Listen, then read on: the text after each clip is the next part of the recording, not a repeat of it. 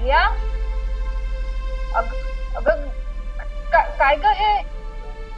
हा आर्या काय ग हे नख वगैरे काय? अगं आता 7 वाजलेत आर्या.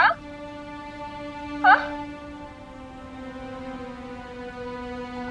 आणि आणि आई कुठे आहे? आईला ट्रेन मध्ये बसवलंच ना व्यवस्थित तू? आणि तुझं फोन पण लागत नव्हता ग. मी किती फोन ट्राय केले. सांग ना काय झालंय. भाऊजी पण आताच मला विचारत होते की आर्याला तू एवढ्या रात्रीच्या एकटीला का पाठवलीस. आणि हे सर्व बघून तर काय झालंय बोलशील का? ताई मी थकलीये, रूम मध्ये जाते. आर्या ग आर्या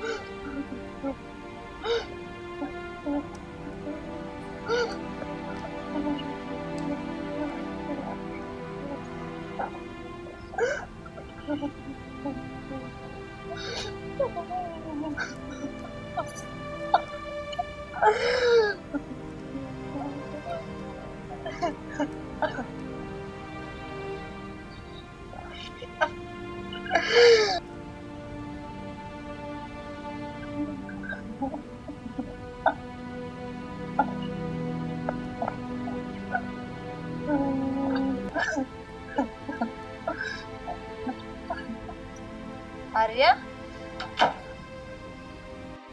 आर्या आर्या अगं बोल काहीतरी की फक्त रडतच राहशील अशी. सकाळी तू आली तेव्हा पण मी विचारलं ना ग तुला. बोल ना काहीतरी. अशी रडत राहिली तर मला पण रडायला येईल. सांग ना काय. अगं आर्या अशी रडत बसली तर कसं होईल ग.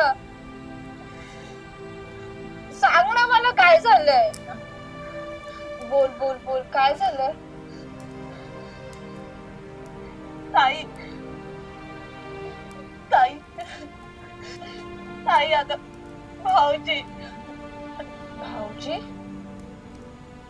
ताई काल आईला सोडून येत होते ग. रस्त्यात कोणाचा तरी ऍक्सिडेंट झालाय असं वाटलं, म्हणून मी गाडी बाजूला लावून मदत करायला गेले.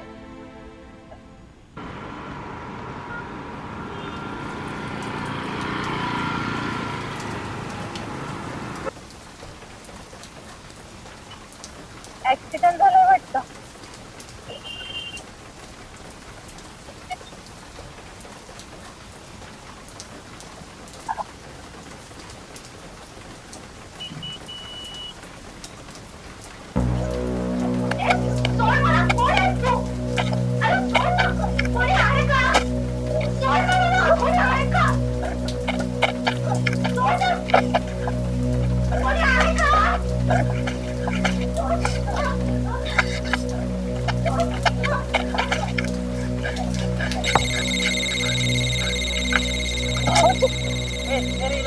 गाडी घे पटकन.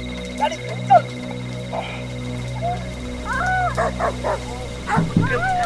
चला लवकर. कुत्रे भुंकायला लागले.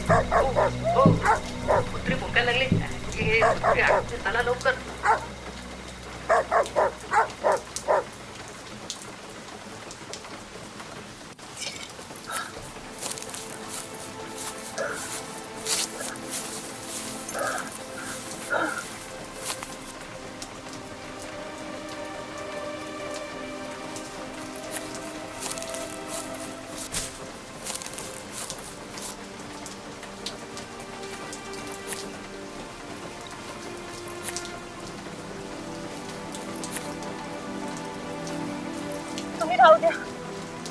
मी जाते.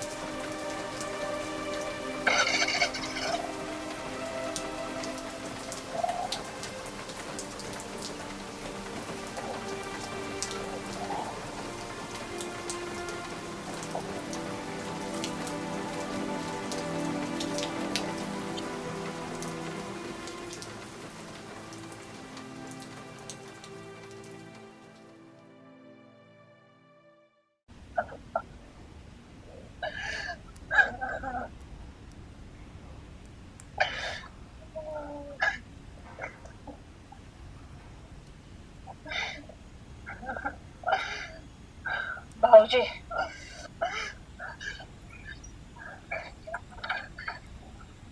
ताई,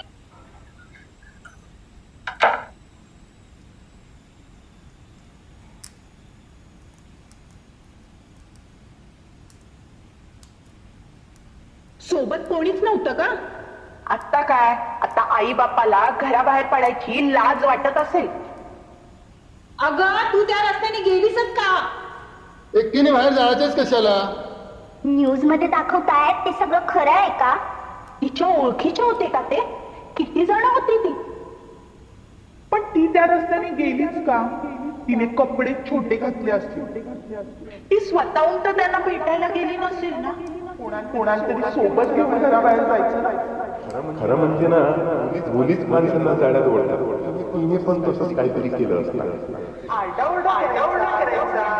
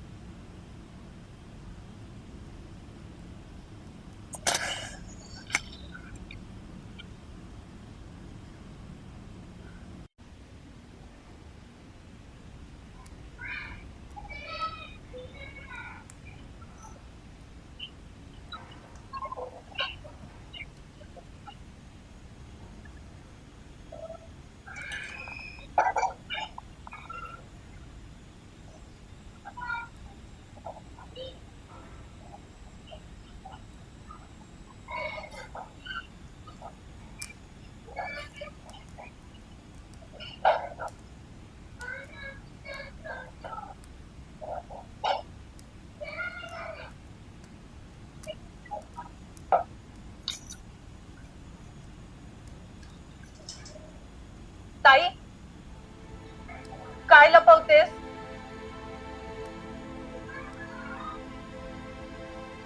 हे बघ ताई, तुझी जर इच्छा असेल ना की मी मेले तर सगळं ठीक होईल,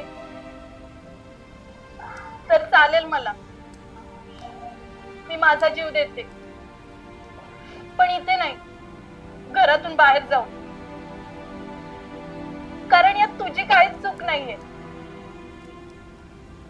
अगं आर्या, तू असा का विचार करते? हे तुझ्यासाठी आहे, हे तुझ्यासाठी नाहीच आहे ग. हे तुझ्या गुन्हेगारासाठी आहे. तुझ्या गुन्हेगाराला शिक्षाही झालीच पाहिजे. मगाशी तुझे मला सांगितलंस ना, आणि सकाळी तुझ्या भाऊजींचं येणं,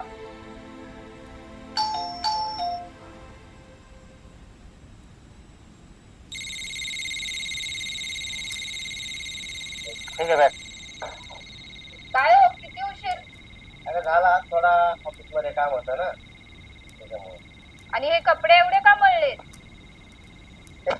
अरे ते राकेश सोबत मस्ती करत होता ना, त्याच्यामुळे झालं.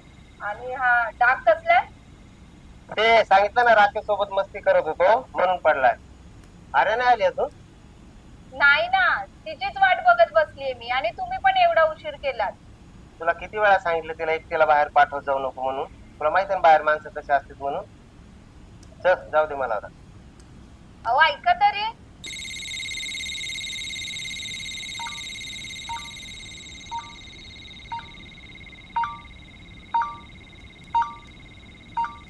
हा बोल रे. मजा? अरे मजा तर एक नंबर आली यार. ती इकडे आली ना तेव्हापासून माझी नजर होती बघ तिच्यावर. काय करणार, हा चान्स मिळाला बघ. पण हे आपण केलंय कोणाला कळता कामा नाही बरं. त्याला ते कुत्रेमध्ये आले नसते ना तर आजच गेम ओव्हर झाला असता. पण तू एक काम कर, तिथे जा आणि आणि सगळा गेम ओव्हर करून ये बघ. हा हा हा हा आता खरी झोप येईल बघ मला, मस्त एकदम.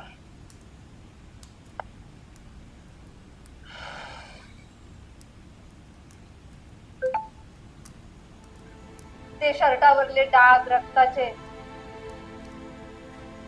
ते सगळं माझ्या लक्षात आलं ग. तुझ्यासाठी नाहीये ग हे आर्या, त्याच्यासाठी. तुझ्यासाठी नाहीये ते.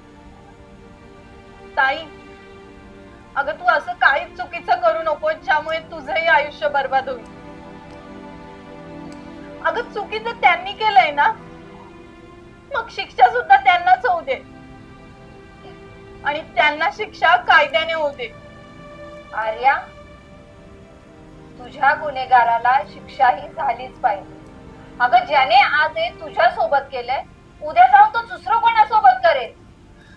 नाही आर्या, त्या माणसाला जगण्याचा काही अधिकार नाही. स्वाती, चहा आणणार होतीस ना? ताई,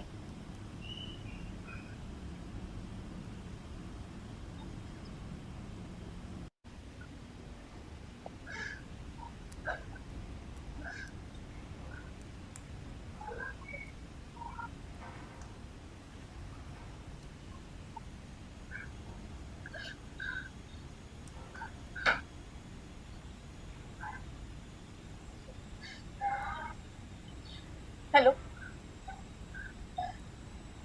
हॅलो हॅलो, पोलीस. स्त्री कुठे सुरक्षित आहे ही स्त्री? स्वतःच्या घरातही अन्याय होतो तर लाखोंच्या गर्दीतही अन्याय होतो. ज्ञानाच्या घरातही अन्याय होतो आणि देवाच्या दारातही अन्याय होतो. स्कूल बसमध्येही अन्याय होतो तर हॉस्पिटलमध्येही अन्याय होतो. कमी कपड्यातही अन्याय होतो आणि अंगभर कपड्यातही अन्याय होतो. फुलणाऱ्या कळीवरही अन्याय होतो तर थकलेल्या आजीवरही अन्याय होतो. गरीब आईवरही अन्याय होतो तर श्रीमंत मुलीवरही अन्याय होतो. कुठे कुठे सुरक्षित आहे ही स्त्री? आज कित्येक पीडित स्त्रिया वाट बघत आहेत या ग्रासक लोकांपासून न्यायाची.